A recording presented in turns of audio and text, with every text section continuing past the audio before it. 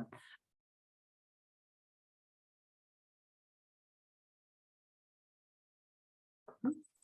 Just wait for Mirko.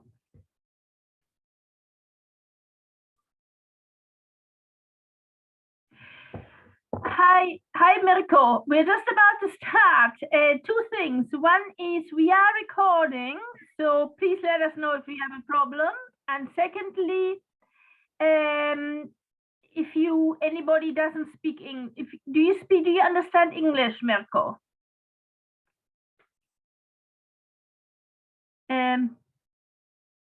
Not sure. Lisa, yes. Can you ask? He said yes in chat. Oh, yes, sorry, I just see it. MN initials, and the initials MN, probably Mirko and something, yeah. Good. And then, yeah, there's Alexandra as well now.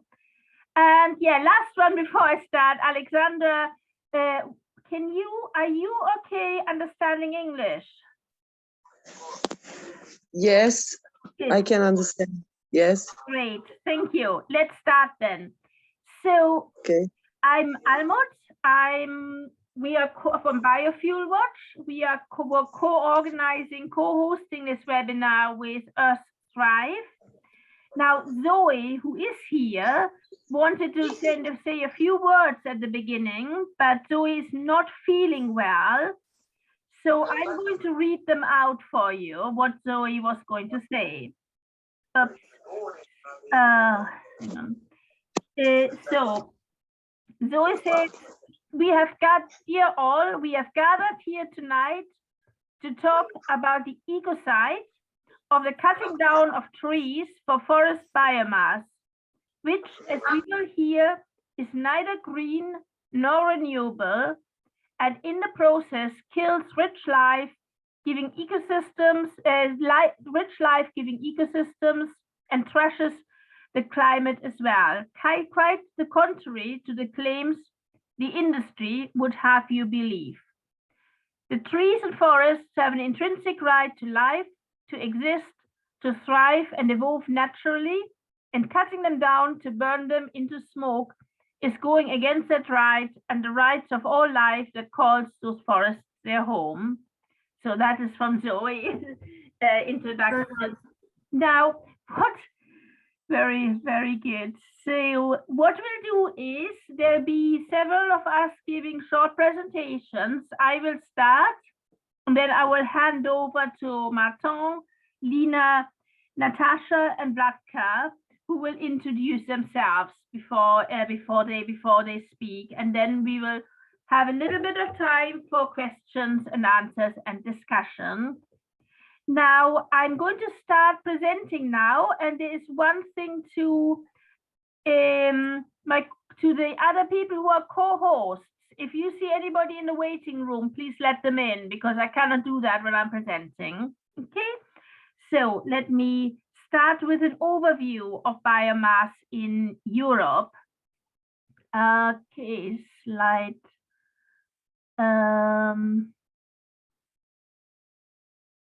Hold on. Here. Oh, there is no need to translate this into Croatian, okay. Or? So shout if you would like a translation for anything. So starting, about the expansion of wood bioenergy and its impacts in Europe. So quick overview. Within the EU, bioenergy accounts for the majority, for 60% of renewable energy, and of that the majority comes from wood. Wood taken from the forest makes up 37% of renewable energy overall. And here's another point how big this is. It is more than 2/3 of all the wood taken from the forest ends up being burned. Whether directly, whether it goes to a sawmill first or not, it ends up being burned. Now, what does this do to this huge demand for wood for energy do? So this is from a scientific study from 2020 that showed that there has been, since the EU started increasing the subsidies and the support for biomass energy, there's been a massive increase in the logged area in Europe, and much more, and a decrease in the number of trees, or in the tree biomass, especially in the northern Europe, in Scandinavia, the Baltic states, Italy, much of southern Europe, and much of Central Europe, really most of the EU. Now, next thing, I thought I'd just show you some pictures and a few little facts to show what this means in different countries. I've left Estonia out because you will hear about Estonia from Lina. So Finland. So logging is so extreme in Finland. So you've got one picture of the really beautiful ancient forests and then what's been done to them. That last year, the entire land sector in Finland turned from a carbon sink to a carbon source, which basically means forests are being cut down much faster than they can regrow, with devastating impacts, of course, for many, many species, depending on them. Another country that's really big, and so in Finland, 70% of renewable energy is from burning wood. Sweden, a very similar situation, where the so-called Swedish forestry model is based, that biomass energy relies on, involves clear-cutting really, really precious and wildlife-rich forests and replacing them with tree plantations, fast-growing trees. And even this forest, that old growth forest, is at risk. Logging has already had a really severe impact on more than 1,400 animal and plant species in Sweden. Then Germany. In Germany, more than half of all wood that is logged ends up being burned for energy. And even there was an investigation by Greenpeace last month, I think, which showed that even trees from supposedly protected nature reserves are ending up as wood pellets. And it's really serious because Germany has lost the majority of its native forests, its deciduous forests. And of those that remain, only 1/3 are still biodiverse, reasonably close to nature ecosystems. And this is from one of our Biofuel Watch volunteer members in Switzerland, showing, who's been, Switzerland, of course, is not in the EU, but follows the same policy on biomass, showing she's been documenting a massive increase in logging and loss of forest cover in the central plateau area in Switzerland. And that is very much driven by the growing demand for biomass. And this is just from an area where she's been living for a few years. And there's some of the species that depend on those forests that are now being logged. Really sad. Poland, likewise. Poland is also burning a lot and growing amounts of wood and power and heats the plants, and exporting wood for burning in other European countries. And this photo on the right is of wood going to a biomass power station, a biomass plant, I don't know, power or heat plant in Poland. And that wood was actually traced back to ancient Carpathian forest, like this, not this one precisely, but similar type of forest.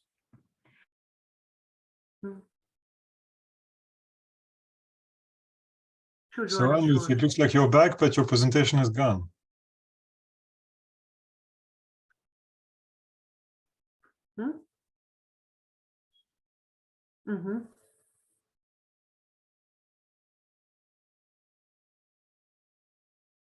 And you're coming across as muted? Oh no, sorry. I dropped out, that's why. So Hungary. in Hungary, the government wants to permit logging even the country's remaining old growth forests this year, claiming this is needed, in quotation mark, to help replace Russian gas. So really critical situation in Hungary. Those are photos taken a few years ago when WWF Hungary was saying they are finally safe. Right. I've got a problem with my internet, but I'm No problem. slide. You told us, yes, you told us right from the start that Otherwise, if I disappear, go on with my tongue. So Romania also clear cutting of road growth forests, often illegally, and some of the wood has been traced to power and heat plants and heat stoves in France and Italy. And then Slovakia. Officially, Slovakia doesn't subsidize energy from burning trees, but it's not enforced. And these trees were taken here. This picture was traced to a biomass plant where they were chipped and burned. And I don't need to probably tell you that this is a disaster for the climate, because when you burn wood, you emit no less carbon dioxide than when you burn coal. And if new trees do grow back, that takes decades, and we don't have decades to avoid the worst impacts of climate change. We really need to stop burning all carbon and protect and help our forest ecosystems regrow if we want any hope of preventing ever more catastrophic warming. And now I will hand over to Martin, who will tell us about what is happening with policy in the EU. Indeed. Thanks, Almuth. That was sobering. I have a quick presentation that I will share. I don't know if you can see my screen. Yes, I can see it. Okay. Thank you.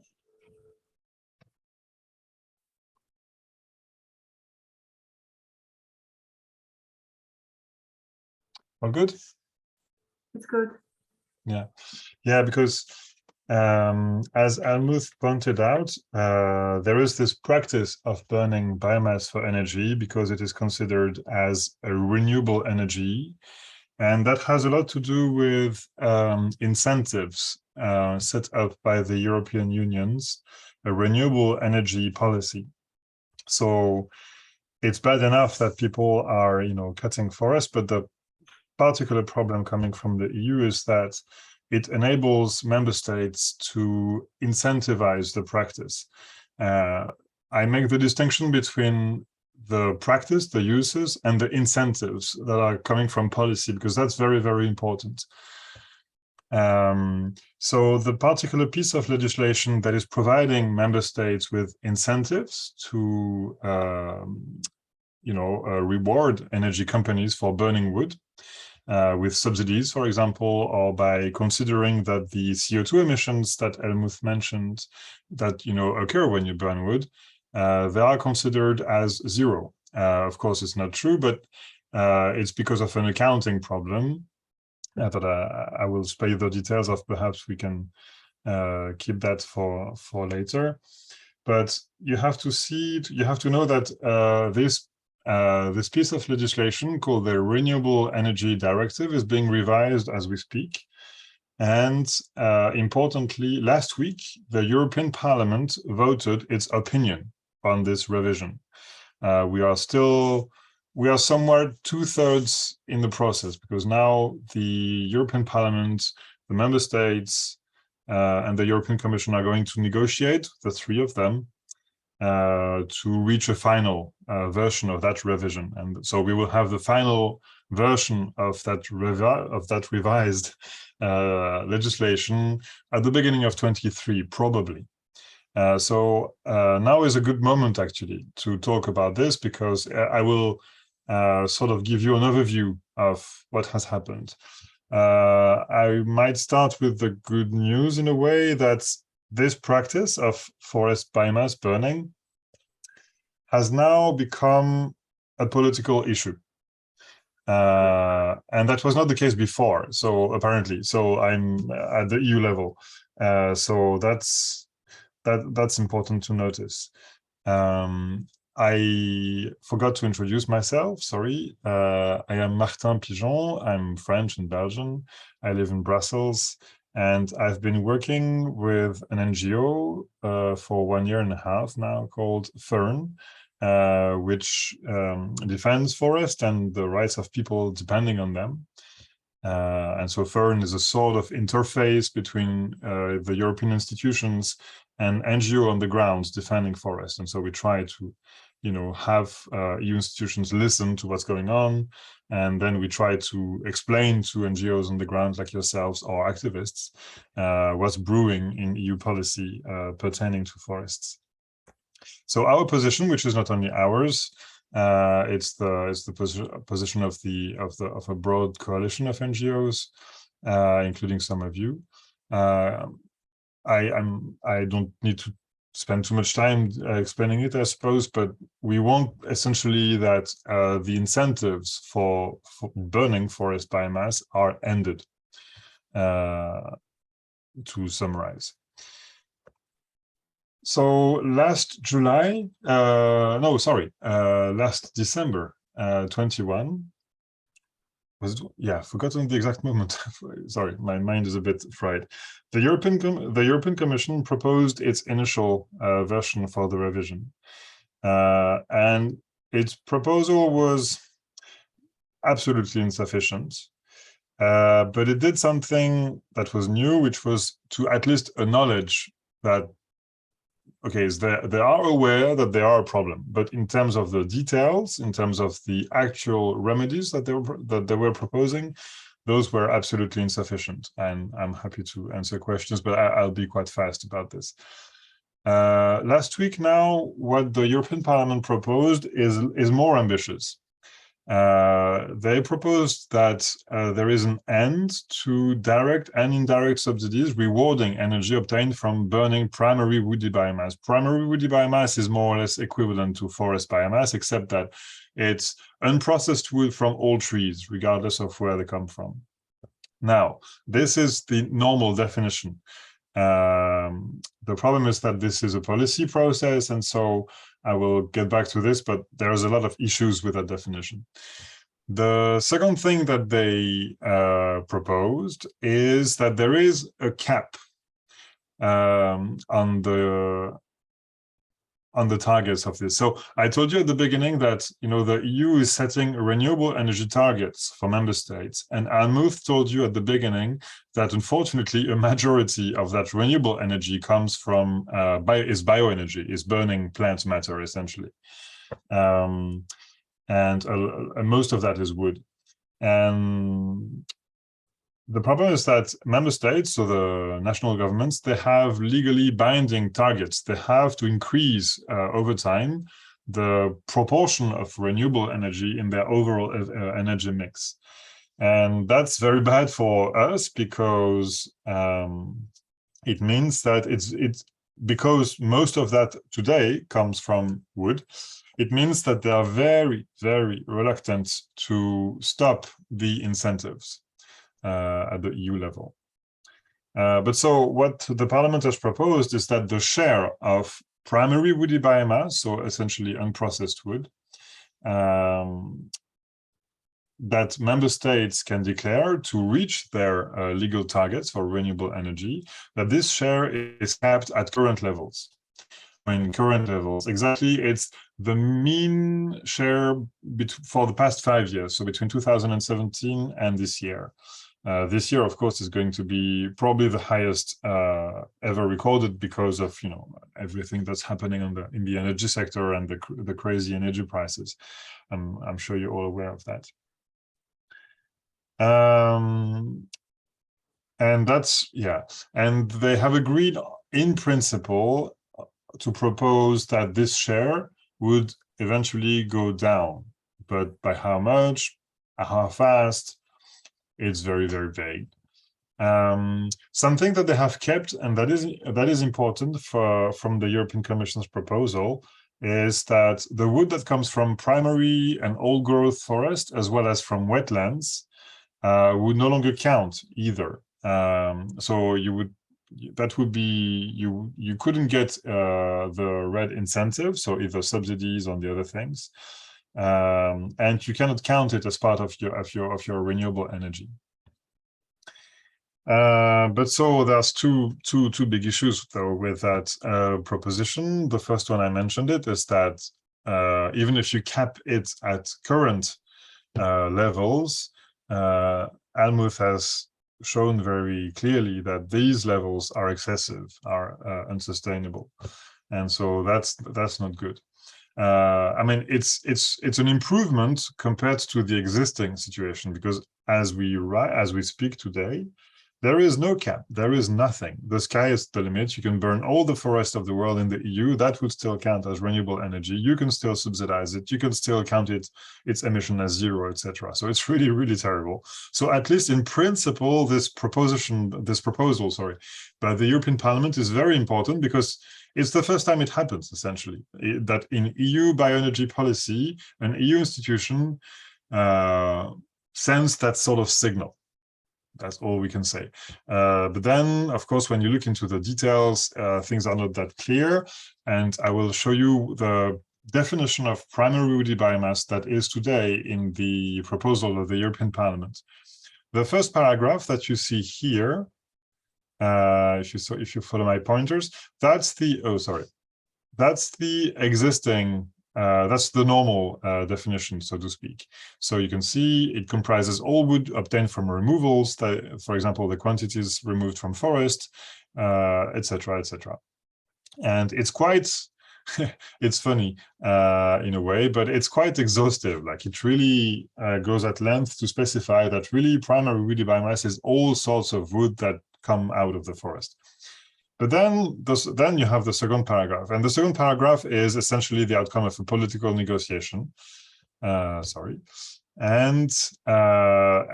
that is a list of exceptions, and some of them are bad because they're very vague, and so there's a lot of things that you could use that for. So, for example, they say that the wood from forests affected would be exempted from that definition, or the wood that you extract from forest for fire prevention measures, or because there's an active pest or disease in the forest. And we know that this kind of pretext has been used time and again to justify logging even the most precious and ancient ecosystems. Sorry, yes. Ecocide is never mentioned. The destruction of nature habitat. This has never been mentioned once in the whole this European Union actual proposal. They've never once mentioned it. I mean, the forest as a living creature. I mean, what Zoe wanted to say. It hasn't been the rights of forest, you mean?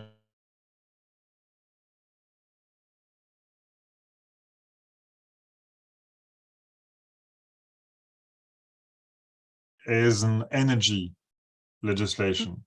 So so this kind of consideration, it's already very hard for them to understand that forest is more than just a pile of wood that you can mine, because that's the frame. But no, you're very right. And there is actually ongoing discussions, but I'm not sure where these are, about the rights of nature, the rights of ecosystems, but I'm not sure. But that has, that's, people are happy to talk about it, but here we're talking about hard law that's paying companies to burn wood, and it's a completely different sort of incentive. Yeah, we'll talk about rights of forests and living forests in our third webinar. And we have a really good guests for that. So we'll talk about it in the third webinar. Don't worry, Elizabeth. Okay, but thanks for mentioning, and thanks, Martin, for explaining. No, you're very right. And I'll soon be done. Not with better news, I'm sorry, because now I'm coming to the council. The council is representing member states, And it's going to be a very difficult negotiation now, because for the council, this whole thing about, I've told you that what the European Parliament has proposed is essentially built on the definition of primary woody biomass. For all we like it or don't like it, that's the core of the engine. That doesn't even exist in what the council has proposed. They're not interested in that.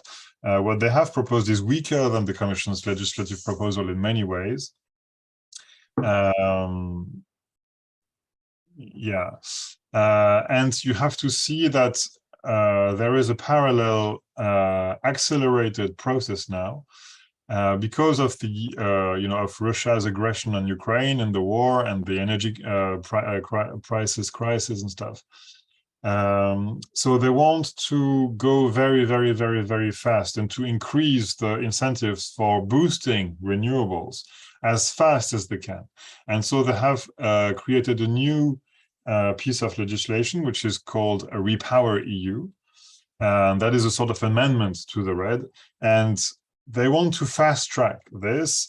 And so, for example, the Commission had proposed that, for example, in specifically designated zones that would be called go-to areas, you could do renewable energy projects without environmental impact assessment. Essentially, you would be allowed to not respect EU law there. But, and that's an indication that the Commission has understood something, biomass installations were not part of that. Biomass installations would still have to undergo, well, essentially would still have to respect EU legislation on the environment. The Council is not interested in that distinction. So for the Council, biomass installations would also be exempted. So what you are looking at, if the Council has its way, is not a limitation, but an acceleration of this disaster. So I'm sorry to be bringing concerning news, but yeah, that's what's on the table. So that's the next steps. I'm finishing up now.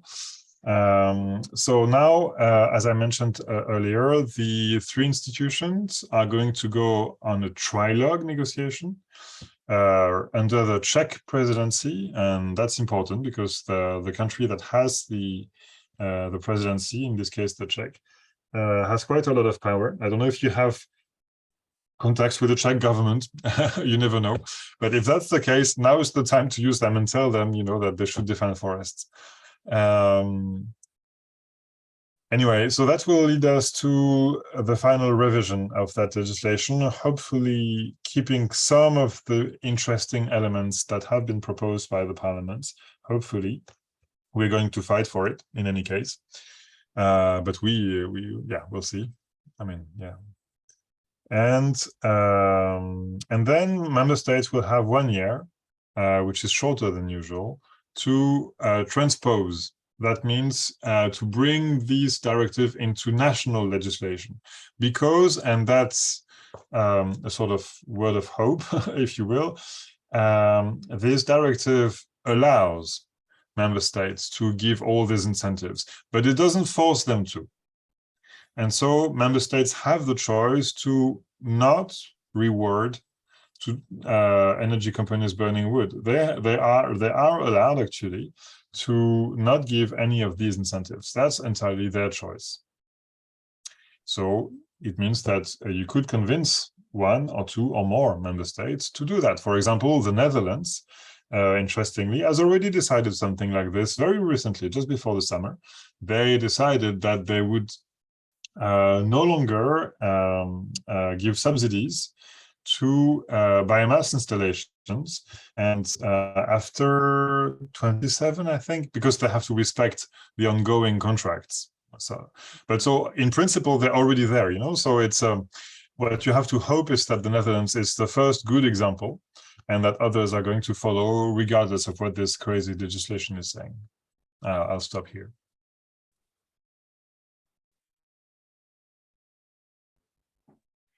Yeah, thank you. Thank you very much, Martin. And let me hand over now to, oh, sorry, there's a question.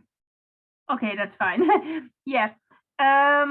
Lina. So Lina is a campaigner from Save Estonia's Forest, speaking about the impact of forest biomass on her country. So yeah, go ahead, unmute. Yeah, Almut, I think you would have to make me a co-host again, because when we had this little cut, then that disappeared. No, Okay. I don't think so. You show up as being a co-host. Try and share. Oh, okay. So, okay. There we go.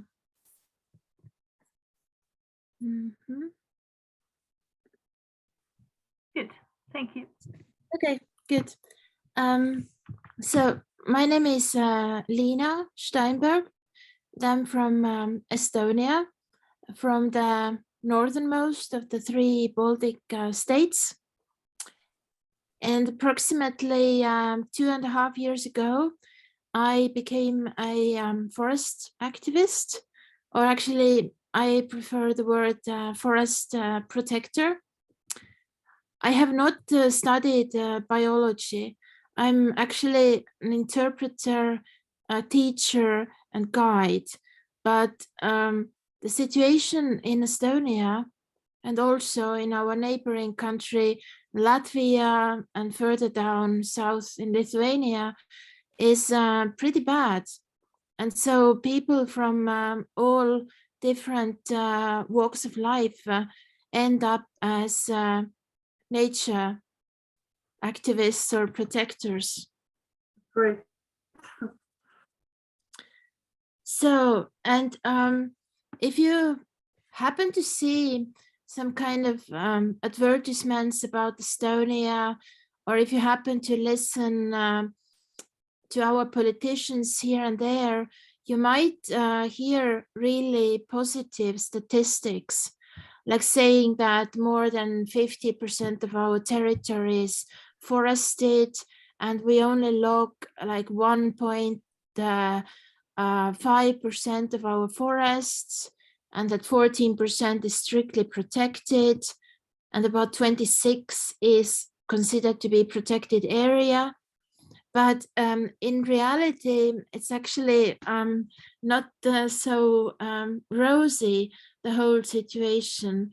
And I'm gonna show you now more like pictures and less text and graphics, just to explain what the situation on the ground here is. So this is something I see in central Estonia.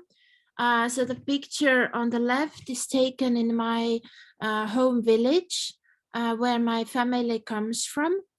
And so this is a typical clear cut with such kind of very deep tracks of heavy forest machines. One of the problems in Estonia is that we have taken the Scandinavian countries like Finland and Sweden as examples since late 1990s. And they have always produced such kind of very heavy machinery, which is bad on their soil, but even worse on ours, because our soil is softer and we don't have this really solid, strong granite stone on the black earth. And so when you do such kind of clear cuts whole year around, then this is how you end up, like with a total soil destruction. And on the right hand side, well, the picture with the bird house I took in the neighboring village while hiking with my children, and I had to explain them why the tree was cut like that. So it shows really well that every centimeter of wood counts. So every centimeter can be turned into wood pellets or wood chips or something. So you cut everything you can. Wonderful. And another issue which comes with logging is drainage. So again, in the neighboring village, I don't have to travel far to find such kind of examples. You can see new forest roads, which were built there exactly a year ago into a forest which never had these roads. So when people went there to pick mushrooms or berries, they had other ways. They had paths, so they didn't need roads like that. And now we have about 4 kilometers of such kind of roads there, looking like little like airfields, and very deep ditches for draining the water. And the photos here are taken a year ago, and now approximately half of these forests is already gone. So as soon as you get such kind of roads and ditches, you get also clear cuts, because the machines have access to these forests then. And very bad for climate also is that many of these wet forests, sort of like swamp forests, they are on a soil which has a lot of peat, and peat stores lots of CO2. So it's like double bad for climate. You burn the trees, you release and emit CO2, and then you work on that soil with the heavy machines, and from the soil also comes CO2. So, so this is absolutely ridiculous. And all kind of trees in different shapes and sizes end up in pellet factories. I think the photo on the left has been taken by Almuth while she visited Estonia some years ago. And the one on the right there shows young oak trees. Oak happens to be the national tree of Estonia, but not even oaks are spared.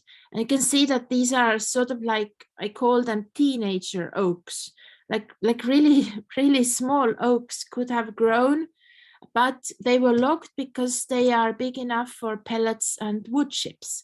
Not for furniture, not for houses, but for heating, they are okay. And then this list of 5 people there in Estonia, unfortunately, this shows the 5 richest people of Estonia. Number 1, 2, 3, they are okay. So from startup companies like Wise and Bolt. Wise is like money transfers, and Bolt is taxis and scooters and all that.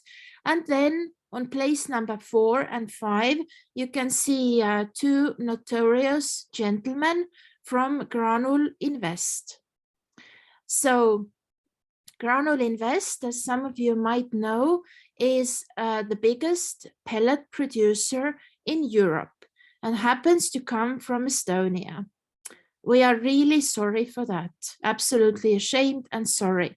That's how it is.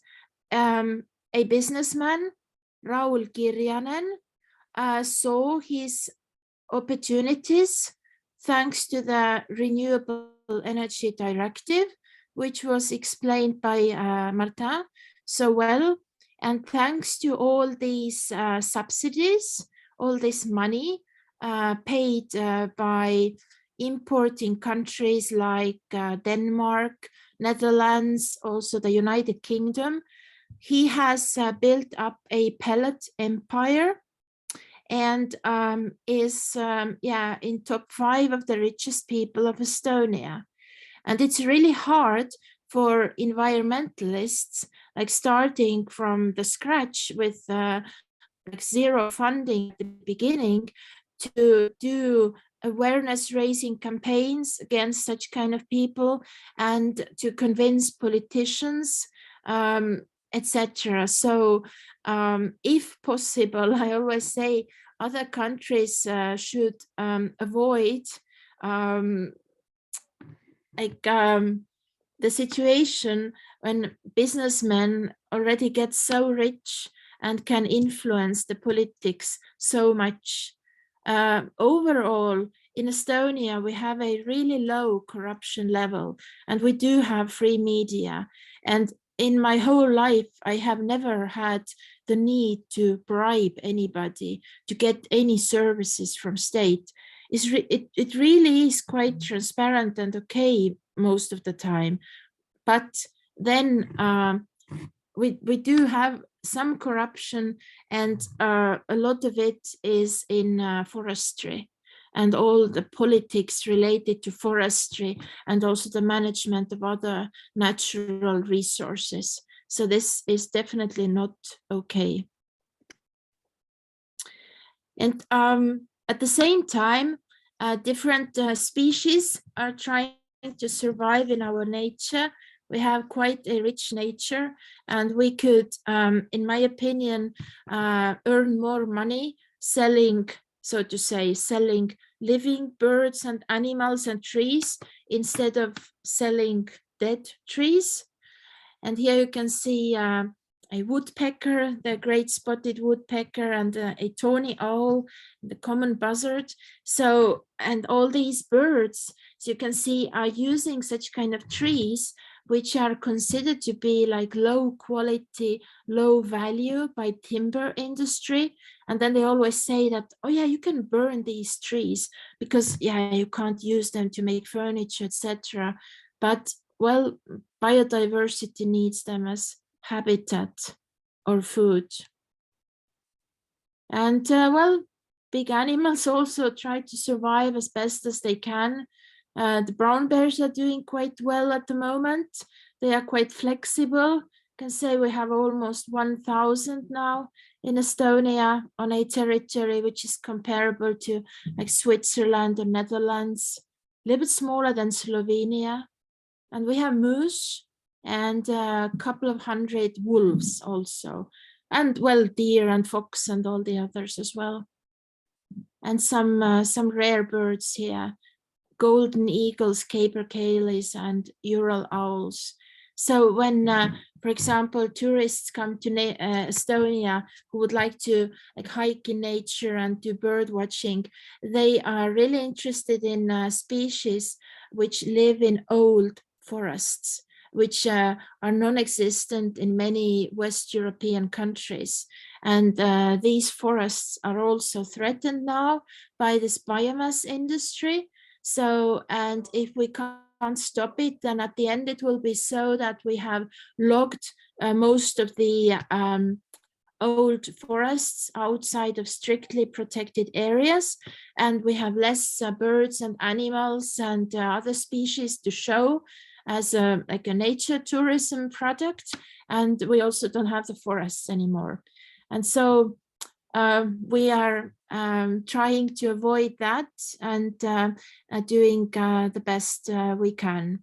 And we are really thankful to Almut and our other partners abroad who have supported us quite a lot. Thank you. That was great. Yeah, thank you very much, Lina. Now we've got let me see, Natasha. So we've got Natasha speaking, two more speakers. One is Natasha and one is Vlatka. So Natasha, can you from Bankwatch, can you introduce yourself, please, and just start? Yes, as a first, I just really want to tell you that I'm thankful for this opportunity to speak a bit on Western Balkan. And as I'm actually coming from the region, I will be switching to Balkan languages because I don't know how differently to call it. Dakle, pozdrav svima, moje ime je Nataša Kovačević. Ja dolazim iz organizacije See Bankwatch.net, koja zapravo radi na monitoringu javnih fondova i međunarodnih financijskih institucija u smislu praćenja ulaganja u zemlje centralne i istočne Europe, odnosno projekte koji bi mogli da budu problematični sa aspekta zaštite životne sredine i ljudskih prava. Ja konkretno, dakle, radim na teritoriji Zapadnog Balkana, radim u sektoru dekarbonizacije daljinskog grijanja I uglavnom, dakle, sa tog nekog aspekta pokušat ću da podijelim sa vama neke informacije kakav je to zapravo trend i šta se dešava na teritoriji Zapadnog Balkana, naravno koliko to budemo u mogućnosti, odnosno koliko mi podaci koji su zaista skromni budu dozvoljavali.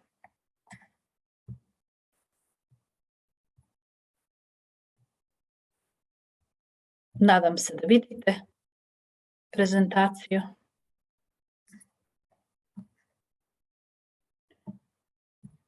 Dobro.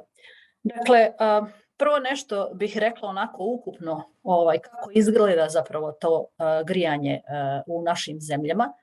Dakle, prije svega kad govorimo o daljinskom grijanju, dakle 97% našeg tog sistema zapravo zasnovano je na fosilnim gorivima, riječ je o uglju i o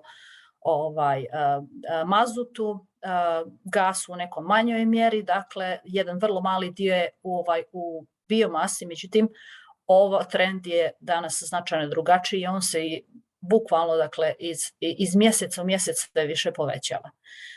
Kad je riječ dakle o individualnom grijanju, biomasa sigurno čini jedan veliki procenat, dakle evo kao što vidite 42% energije, u seoskim domaćinstvima čak i do 63%. Ono što naravno je karakteristika jeste da u međuvremenu dolazi do velikog gubitka energije, dakle čak i polovina se izgubi. I kad je riječ o proizvodnji koju imamo na nivou svih zemalja, to je dakle, vidite da najviše ogrjevnog drveta, zapravo najviše tog drvnog sortimenta ide na ogrjevno drvo, čak 8,16 miliona tona, a zatim slijede sječka, drvni pelet, briketi i drveni ugalj. Dakle, evo, dosta je bilo i prethodno riječi o tome. Ja moram da kažem da su šume Zapadnog Balkana te koje zaista prilično netaknute, dakle nemamo uzgojenih plantažnih šuma ili je to jedan vrlo mali procenat, tako da zapravo drvo za proizvodnju biomase uglavnom se sječe iz prirodnih šuma. Naravno, u najvećoj mjeri to nisu zaštićena područja, međutim sve zavisi i od samog nivoa zaštite i ja stvarno moram da kažem da u nekim zemljama, čak i ne poput Bosne i Hercegovine, čak dijelova Srbije, Crne Gore, ne postoji razlika između šuma koje su zapravo prirodne šume, koje imaju očuvane šumske zajednice i one zapravo koje se nalazi u zaštićenim područjima. Svega je nešto između 3 do 5% zapravo unutar zaštićenih područja. Ono što svakako što se dešava jeste da ovo samo područje Mediterana pod velikim je pritiskom od posljedica globalnog zagrijavanja i zaista kad je to kombinovano sa ljudskim djelovanjem, sada mi možemo da kažemo da živimo u vremenu ozbiljne klimatske krize i da to dobija jedne vrlo ozbiljne razmjere. Dakle, samo u periodu između 2013. i 2021. godine, dakle sve ono što smo izgubili od drveća zapravo dogodilo se u prirodnim šumama. Tako da možete da vidite otprilike evo i kako je taj procenat izgledao u nekim od zemalja gdje zapravo u samom tom periodu čak 40 miliona metričkih tona emisija CO2 su zapravo bile oslobođene iz naših šuma. S druge strane, dakle, kad je riječ o tom kapacitetu biomase, već i ranije studije su pokazale da zapravo u prosjeku naše zemlje su već iskoristile 75% održivog tehničkog potencijala za drvnu biomasu i zapravo to je jedan od razloga i sa svim ovim pritiscima zapravo koji je vrlo zabrinjavajući jer tendencija i kako zapravo trendovi pokazuje bukvalno takva da ćemo mi da ostanemo u ovom području bez svih onih visokovrijednih šuma. Dosta vidim, govorilo se o prethodnim prezentacijama i o tome zapravo kakav je taj bio utis, kakvi su bili pritisci na prirodne šume, odnosno na ugrožena staništa i vrste ja moram da kažem da dakle, za cijeli Zapadni Balkan Kad je riječ o ovom uticaju korištenja biomase na stanište vrste, zaista to su podaci koji nedostaju i mi sada možemo samo kroz neke neposredne pokazatelje da govorimo o tome. Dakle, recimo, možemo da govorimo kroz upravljanje šumama, odnosno upravljanje rizicima i kontrolama od požara. Ovdje imate, dakle, samo za 2020. godinu možete da vidite koliko je bilo opožarenih hektara površina. Tako da, recimo, neki od najvećih požara naravno bili su u Bosni i Hercegovini, odnosno u dijelu Hercegovine. Ovdje ne vidi se, mislim, i Hrvatska je ovako imala veoma velike opožarene površine. Također Albanija. Za neke od godina, pošto ja sam ovdje samo iznijela jednu godinu, za neke od godina to je, dakle, Crna Gora imala nevjerovatan broj požara gdje, znači, mi smo do sada izgorilo nešto oko 40.000 metara kubnih drvne mase. Zaista to su neke nevjerovatne cifre i kakvi su zapravo to gubici bili za same zemlje. Dakle, ono što je veoma interesantno da u nacionalnoj šumskoj strategiji većini zemalja stoji da će sve zemlje zapravo da se pobrinu o požarima i da zapravo ti rizici od požara budu umanjeni, odnosno da će države da se osposobe. Međutim, većina tih planova je uspostavljena čak i prije više od 10 godina i dalje nijedna od ovih zemalja ne možemo da kažemo ili da bi moglo da se pohvali da zapravo ima dobru opremu, dobro ljudstvo i dobro kapacitete da može da se bori protiv požara. Mi, recimo, u Crnoj Gori imamo često požare koji traju i po 2 mjeseca, i jednostavno koje nema ko da ugasi, koje se nalaze također i na nepristupačnim terenima. I kao što vidite, zaista riječ je o velikim površinama. Ako sada to uzmemo u obzir i ove nove propise red direktive koje bi mogli stupiti na snagu, odnosno ove izmjene i dopune, onda možete da vidite zapravo koliko bi opožarenih površina zapravo onda i tih šuma bili kandidati za buduće sječe. Ono što je također veoma veliki problem u svim zakonodavstvima naših zemalja jeste loše definisanje biomase i održive upotrebe. Mislim, realno na nivou direktiva o obnovljivim izvorima energije biomasa je jako loše definisana, čak evo čuli smo i sa ovim novim izmjenama, a u našim zakonodavstvima to je veoma nedostatno i nema govora o tome da ne samo, znači zbog tih tolikih nedostataka, ne samo da je teško odrediti šta je to ta održiva biomasa, nego i sa druge strane kako to uopšte pratiti na terenu. No, u našim zemljama teško da postoji bilo kakvo praćenje. Kad je riječ o strateškim i procjenama uticaja na životnu sredinu, ono što je poražavajuće je da sve godine unazad gotovo nijedna zemlja nije imala strateške procjene uticaja na planove upravljanja šumama, niti procjene uticaja. Ono jeste bilo za neke projekte koji su se radili, recimo generator na biomasu, ali ne više od toga. Naravno, u zakonodavstvu se propisuje većine zemalja da bi moralo da se koriste drvni ostaci, odnosno to otpadno drvo, ali zapravo nijedna zemlja nema takvu praksu. Reciklažna praksa je jako loša, znači ona iznosi između 2 i 5% od ukupno, dakle, proizvedenih količina. Ovo sada već govorim i o komunalnom otpadu, ali čisto da bih negdje vam dala neko poređenje, jer kad je riječ o drvnom otpadu, zaista najmanje se koristi drvnog otpada u najvećem broju slučajeva, posebno recimo to važi za Bosnu i Hercegovinu, za Crnu Goru, za Kosovo, da koristi se zdrava oblovina koja se pretvara u sječke, pelet, briket, šta god je potrebno, a ovih dana zbog jednostavno nekontrolisanog tržišta ono se najviše izvozi.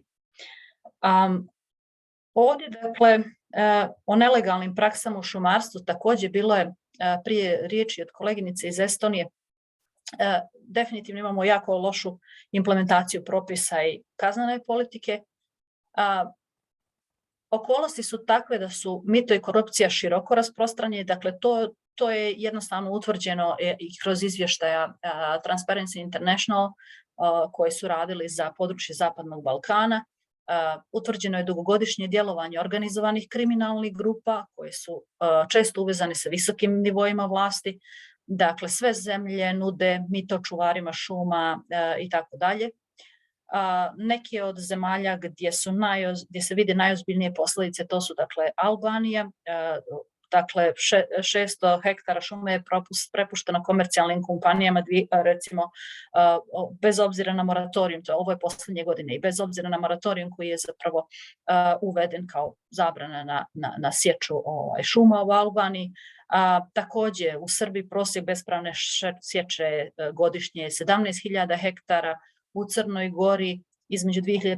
i 2022. godine bespravno je posječeno 35.000 metara kubnih šume, zaista, dakle, brojke su veoma impozantne.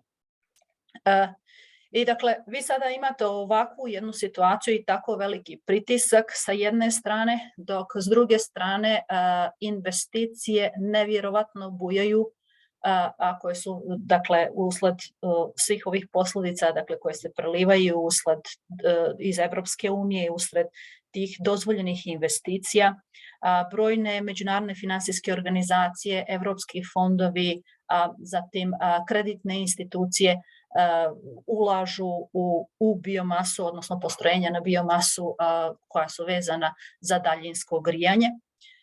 Tako možete vidjeti ovdje, recimo u Srbiji imamo velika ulaganja koja dolaze iz KfW banke, EBRD nevjerovatno mnogo ulaže, dakle oni imaju cijeli program koji se zove Renewable, gdje su naše vlade zapravo tražile i dale prioritet biomasi u odnosu na neke druge izvore, obnovljive izvore, i naravno ovo je kao jedno od najjednostavnijih rješenja u smislu ekonomski najjednostavnijih i u smislu prelaska na drugi izvor energije prihvaćeno.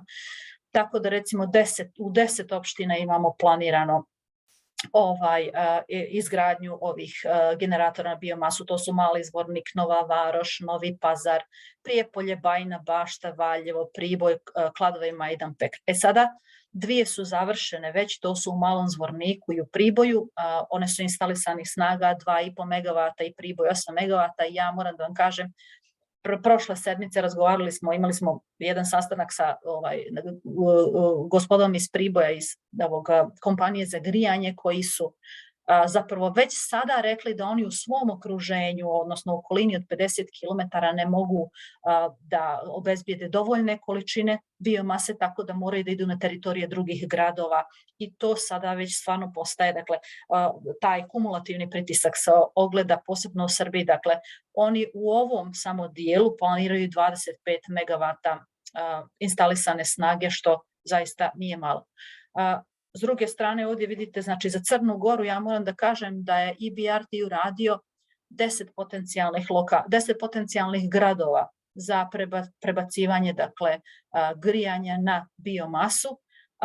Od tih svih 10 gradova odabrali su 2. Opština Žabljak je tu, sad se radi studija izvodljivosti, dakle, da se cijela opština prebaci na biomasu, što i čak i u ovoj studiji izvodljivosti navodi se da ukoliko se cijela opština prebaci na biomasu, da neće moći da se koristi samo teritorija te opštine, nego će morati da se prebace na jedno od, u ovom slučaju, zaštićenih područja, što je područje Ljubišnje, ali se to opravdava nekakvim sanitarnim sječama i bolestima koje javljaju se u ovom području i tako dalje. Ipak to je opet teritorija neke i druge opštine, što je i sa aspekta efikasno korišćenje resursa veoma problematično. Na Kosovu također Đakovica je upravo pustila u rad prije 2 sedmice 16,5 MW, to je postrojenje za toplana za grijanje, i parna turbina također koja je, dakle, za električnu energiju. Donacija je bila, vidite, to nisu čak i velike pare, i zato to iz tog razloga prolazi lako. Ovdje je u pitanju 15 miliona iz fonda Evropske unije, vlada Švajcarske je donirala 5,5 miliona. Relativno brzo je ovo napravljeno, to je već pušteno u pogon, i Kosovo sada, dakle, oni su sretni sa ovim rezultatom i oni će da idu u 9 novih postrojenja na grijanje za biomasu. To je zaista, ovako kažem, također upitno je kakav će bude kumulativni uticaj svega toga. Za Bosnu i Hercegovinu Ovdje ja moram da kažem, znači ovdje već neke elektrane, odnosno toplane postoje, to su Gračanica i Gradiška, međutim oni imaju najveće instalacije najvećih kapaciteta. Recimo Banja Luka ima 49 megavata postrojenje na biomasu. Strašne probleme imaju sa snabdijevanjem zato što oni nemaju u okolini opet Banja Luke više jednostavno šta da posjeku. Oni idu u širu teritoriju, imaju iz uvoza nešto oko 10% i poprilično i loš kvalitet onoga što sagorjevaju, tako da je pitanje zaista i efikasnosti i zagađenje. Zagađenje i dalje u priličnoj mjeri prisutno, čak 35% zagađenja zapravo u Banja Luci i dalje dolazi iz biomase, tako dakle nisu ni taj problem riješili. I ono s čemu želim malo samo pažnje da vam skrenem, to je posljednje postrojenje koje se planira, to je u Bosni i Hercegovini u Tuzli, to je veliko postrojenje, u pitanju je 200 megavata, u pitanju je konverzija, dakle, trećeg bloka termoelektrane Tuzla, sa uglja na biomasu, odnosno ko spaljivanje, 80% je biomasa, evo ovdje sam i odvojila, 80% je biomasa, odnosno brzo rastuća vrba, a 20% je otpad, odnosno RDF. Također ovdje je nosilac projekta elektroprivreda, ali investitor EBRD, u pitanju je 50 miliona eura. Oni će proizvešće oko 200 megavata toplotne energije i 100 megavata električne energije na izlazu. Ono što je veoma problematično u ovom smislu, pošto mi smo prilično aktivni kad je riječ o ovoj konkretnoj konverziji, je to da oni planiraju uzgajanje plantažne biomase. Tako da u pitanju su ove brzorastuće vrbe, to je neka alohtona vrsta koja je uvezena iz Amerike.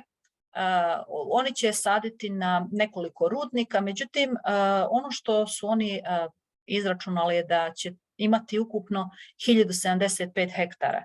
I mi smo uz pomoć partnerstva Partnership for Integrated Policy, ja sad izvinjavam se jer ne znam kako tačno, Partnership Alliance for Integrated Policy, ne mogu sad tačno da izgovorim to njihovo ime, ali to su dakle stručna organizacija koja iz Amerike. Mi smo izračunali zapravo koliko bi njima brzo rastuće te vrbe zaista trebalo, odnosno površine za njenu sadnju.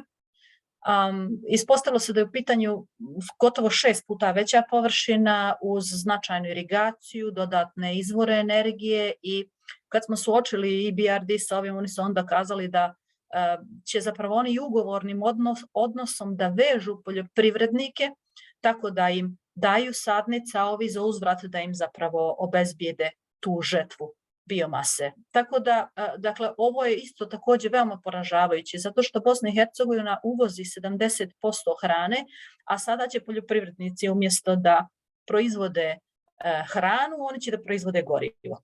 Dakle, čak ovo su, sada ide se u te neke manipulacije gdje se ovakvi ugovorni odnosi podvode pod mjere pravedne tranzicije, i to je nešto, dakle, što moramo početi također da razotkrivamo, jer ono što fond koji se odnosi koji je vezan za zelenu tranziciju i implementaciju zelene agende na našim područjima je Evropski investicioni fond.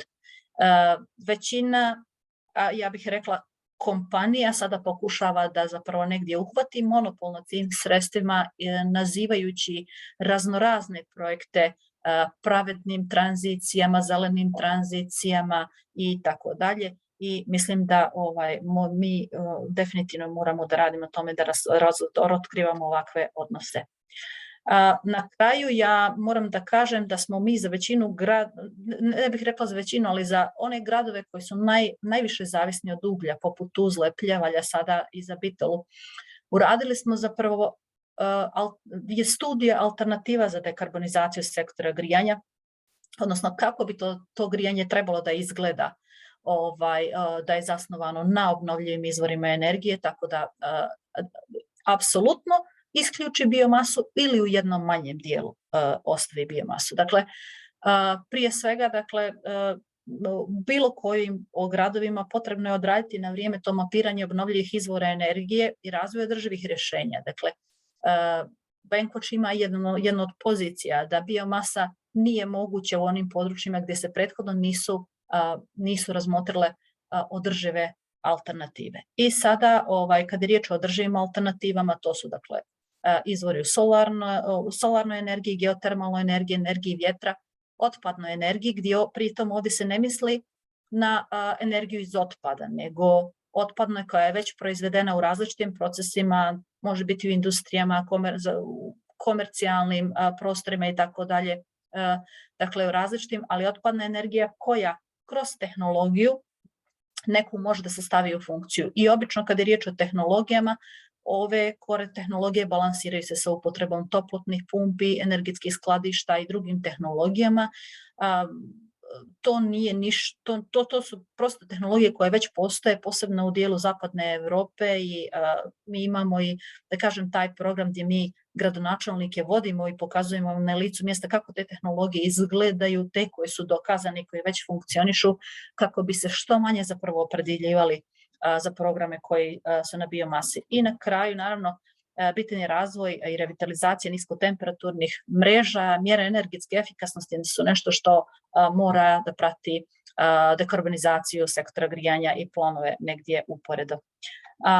To bi otprilike bilo s moje strane i eto, nadam se da vam nije bilo ovako malo, mislim, malo jeste možda i bilo i drugačije s jednog drugog aspekta u odnosu na ono što je i do sada rečeno, ali nadam se da nije bilo dosadno.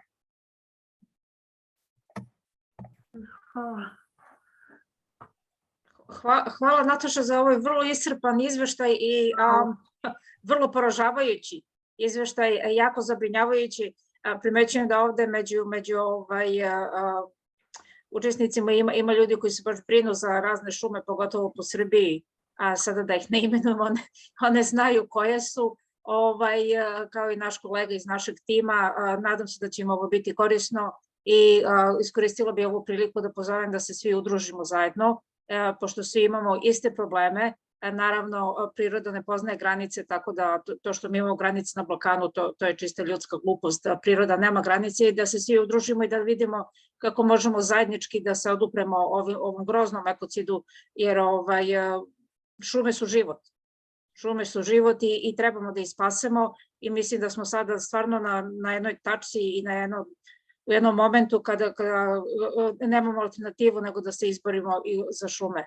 Jednostavno, alternativa je nezamisliva. Tako da, stvarno hvala na ovom izveštaju. Nadam se da ćemo nastaviti dalje saradnju svi zajedno i zajedno sa Vlatkinim izlaganjem u vezi sa uticajem na ljudsko zdravlje, koje će isto biti poražavajuće. Voljela bi da nekako svi zajedno se skupimo i da vidimo kako možemo kao jedna jača balkanska grupa da se odupremo ovome, naravno uz vođstvo stručnjaka kao što ste vi. Hvala ti mnogo. Da prevedem ovoga. Should I translate? I mean, in short. Da prevedem? Zoe is inviting us all to join forces because this was very devastating. This last report from Natasha it was really very comprehensive and all-encompassing, but it's very, very devastating in its whole, because it shows us that if we don't join our forces, all will go down, so to speak. This is only a short summary of what Natasha and Zoe said. It's especially bad for ecocide, because this is open attack on our ecosystems. This representations that we saw, but all of those representations, so to speak. So what Zoe wanted to say in short is that we have to stick together and try to do something, as a team, so to speak. Is it okay, Zoe? I tried to put it in a nutshell, so to speak. Sorry for bad translation. Yeah. What was the last part? I'm not sure I've heard the last part. Vlatka will give a report about health issues, bad impacts on our health, right? of all this forest burning of biomass and releasing of CO2 into our system. Okay, that's it. Is that it? Sorry. Okay, thank you. Yes, so No I think Vlatka is our last presenter, and because we started late and some people have joined a little bit late, I hope we can run over for a few minutes to have some questions and answers after Vlatka has presented about the health impacts of wood burning. So yes, please feel free to share now. Sorry, and to introduce yourself. Okay, thank you. So ja ću početi odmah na hrvatskom. Ja sam Vlatka Matković, ja radim za organizaciju iz Brisela koja se zove Health and Environment Alliance. Mi smo grupa NGO koja okuplja javnozdravstvene profesionalce, liječnike koji se bave okolišnim zdravljem, znači utjecajem okolišnih faktora na zdravlje ljudi. Ja sam pripremila jednu prezentaciju. Ja se konkretno bavim zagađenjem zraka i zdravljem ljudi i prošle godine smo napravili jednu manju analizu spaljivanja biomase i njegovog utjecaja na zdravlje. Ja ne znam, li vi vidite moj screen? Ja vidim, šeraš. Aha, ok. Ja ću ostaviti ovako jer kad promijenim na onaj presentation mode, onda mi sve se pomakne mi se cijeli ekran, imam 2 ekrana. Nadam se da je dovoljno veliko. Možda još zgodno da kažem, znači mi smo više, znači organizacija liječnika i javnozdravstvenih profesionalaca, znači bavimo se zdravljem kao perspektivom zdravlja svih tih problema. I dosta radimo na Balkanu, imamo čak i uredu u Srbiji, tako da je nama Balkan prilično velika tema zajedno sa Evropom.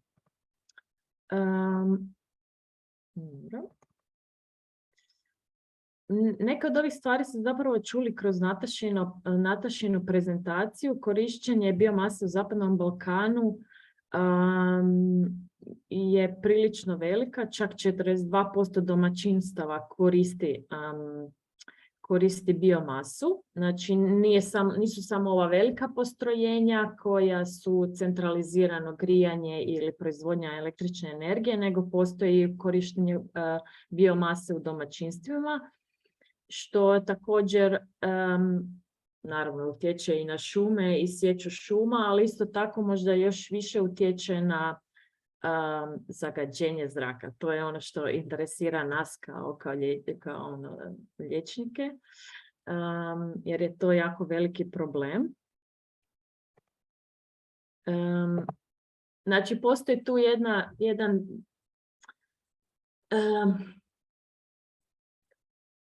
prilično senzitivna subjekt, znači energetsko siromaštvo s jedne strane, koje također je povezano sa zdravljem ljudi i zagađenje od biomase. Znači, naši znaju često kritizirati da ne možemo u potpunosti izuzeti biomasu, pogotovo ne u kriznim situacijama gdje ljudi ovise u domaćinstvima da se griju na biomasu, zato što to je dio rješenja energetskog siromaštva. Naša je pozicija da zapravo paljenje drveta ne bi trebalo biti uopće dozvoljeno. Mi smo za potpuno ukidanje paljenja drveta jer on ima nevjerojatno velike utjecaje na zagađenje zraka. Drugo, znači to zdravstveno opterećenje prouzrokovano zagađenjem zraka u domaćinstvima je jako veliko. Evo, napravili smo neku analizu za pojedine zemlje na Zapadnom Balkanu. To se radi o milionima dolara ili eura i tisućama preuranjenih smrti. Znači samo za Bosnu i Hercegovinu paljenje u domaćinstvima biomase po jednoj godini izaziva oko 4700 preuranjenih smrti, što prevedeno u nekakvo monetarne funkcije je 5 bilijuna zapravo US dollars, znači dolara. Dolar i euro su trenutno negdje na istoj razini. Isto tako, znači za Srbiju to je još više, Sjevernu Makedoniju, Albaniju, Crnu Goru i tako dalje. Postoje studije u zdravstvenom sektoru vezano za te peći sa ekološkim sertifikatom i gledali smo na kako oni smanjuju zapravo to neko spoljašnje zagađenje. Doista one smanjuju spoljašnje zagađenje u odnosu na one peći koje nemaju ekološki certifikat, ali to nije u potpunosti znači riješeno. I najviše ovisi o tome na koji se način peći koriste. Znači, da li se otvaraju ta vratašca, koliko se dugo otvaraju, kakve imaju dimnjake ljudi i tako dalje bliže. Onda čak i nove peći propuštaju zagađenje u unutrašnji prostor. Znači, nema tih peći, znači ne možete ništa paliti, a da ono nema zagađenja. To ne postoji. Šta god da palite, ima zagađenja iz toga. Inače, automatski i nekog utjecaja na zdravlje ljudi. Znači, tu je rađena isto usporedba novih peći, starih peći i naravno prostor bez peći, recimo, koji ima nekakvu drugu vrstu grijanja. I još jedna stvar, znači, sagorijevanje tog suhog drveta, što se zove, smanjuje donekle zagađenje u domovima, ali i dalje to nije dovoljno. Znači, kao neka tehnika, tehnologija smanjenja zagađenja nije dovoljno učinkovita. Tako da iz bilo koje vrste spaljivanja drveta mi ćemo uvijek imati zagađenje zraka, odnosno posljedica po ljudsko zdravlje. I možda taj moment svjesnosti da svako paljenje, a da ne velimo paljenje otpada, znači ovih nekih drugih još supstanci koje ne samo da proizvode black carbon, kako se to kaže na hrvatski, ne znam, PM čestice i tako dalje, nego još u sebi imaju jako veliku količinu kemikalija koje izlaze u zrak i tako dalje. Tako da je to doista ne samo biocid, što vi kažete, nego i humanocid. Dobro, ja ću preletiti zbog vremena naše preporuke, znači za prelazak na zdrave energetske opcije sa nultim zagađenjem, pažnja prema tome da se radi na energetskoj efikasnosti i uštedi, što bi onda u jednom zapravo jednim udarcem riješilo i energetsku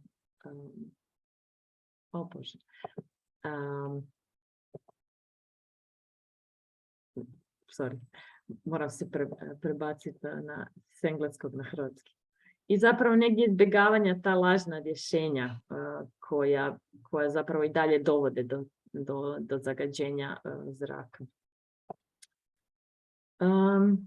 S tim ja bi završila.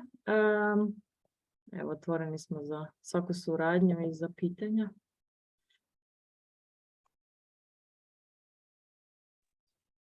Hvala, Vlatka. I'll switch to English, so Almut and Martin and and Lena can understand. And I know our guys are very good in English, so I hope it's fine. Well, thank you very much for your presentation. It ties in exactly with what Natasha has been saying. You know, it's bad. Burning trees, it's bad for everything. It's bad for biodiversity, it's bad for climate, it's bad for animals and plants that live in forests, it's bad for humans, you know, that use that. Whichever way you look at it, it's bad. It's good only for the profiteers, and it's good for the bureaucrats in the EU who imagine, you know, this will somehow translate into some kind of green energy, which we know it won't.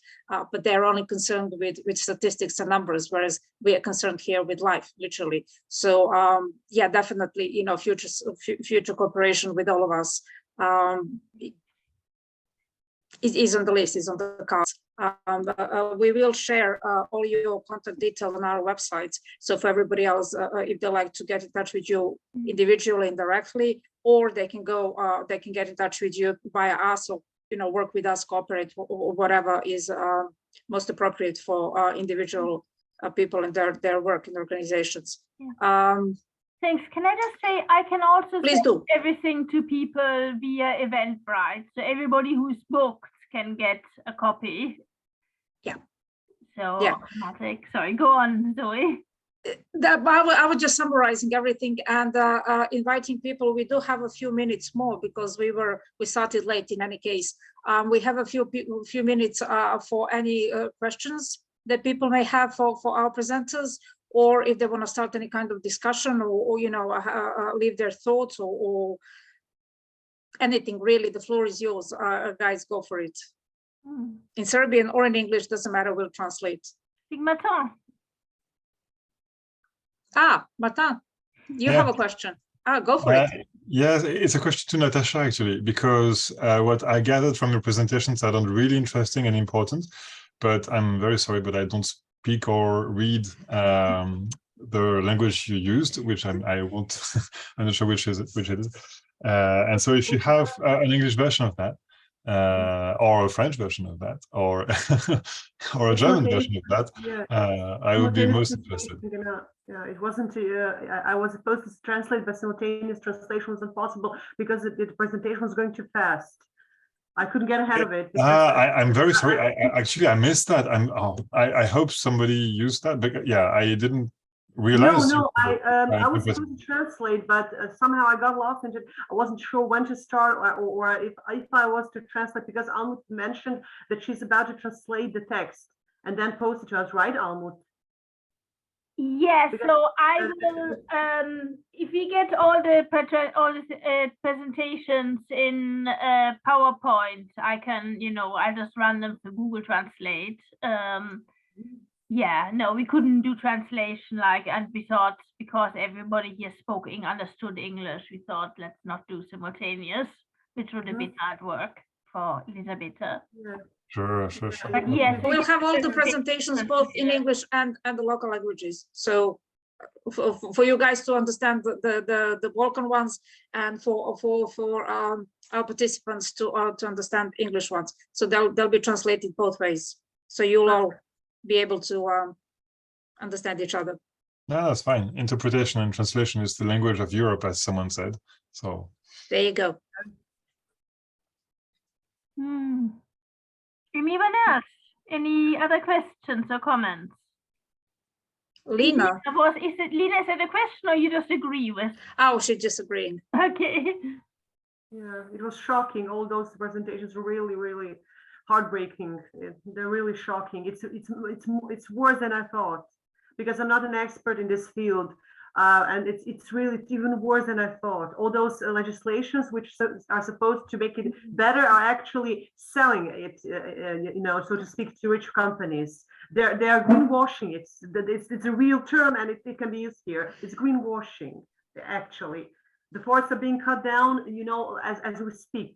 Okay, but yeah, it's devastating, really. What I saw, because I know this is happening in Croatia. Vesna Grgic, you know her, Zoe knows her. She's been informing us about this, but I didn't know that it's the same thing practically in every country of the European Union. It's horrible. It's more than horrible. She'll be our speaker at the next webinar, together with the Romanian activists and some other activists from the region. And that's even more devastating. What's happening there. So we're going to go from bad to worse, but then we're going to go. Yeah, we're going to drop down. What solutions in our third and fourth webinar.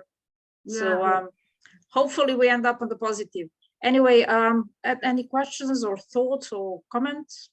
I had another comment, which was actually to thank Lena for her presentation, which contained actually very nice pictures. And because I spent a lot of time in the terrifying things you describe, Elisabetta, and it's not very good for my soul. So it's very good to see something else sometimes, even though I know it's being destroyed and stuff, but it's good to remember that it's there and that, you know, this is what we're defending. But it was not your presentation, it was the way that the European Union composed those legislations without even mentioning, you know, nature in its, you know, like it wasn't your presentation, I get it, but it was what, you know, like this legislation, those you know, like this is devastating. they talk about nature as about material, only material, the resource rather than the living being. This is devastating. Not your presentation. I get what you mean. I get, but you know, it's the politics. The politics. It's dehumanizing. It's dehumanizing. It's really that's tragedy. It's real tragedy behind all this. No. Yeah, natural capital is the word. Exactly. Anyway, Everything is material. Dread that expression. Dread it. Capital and nature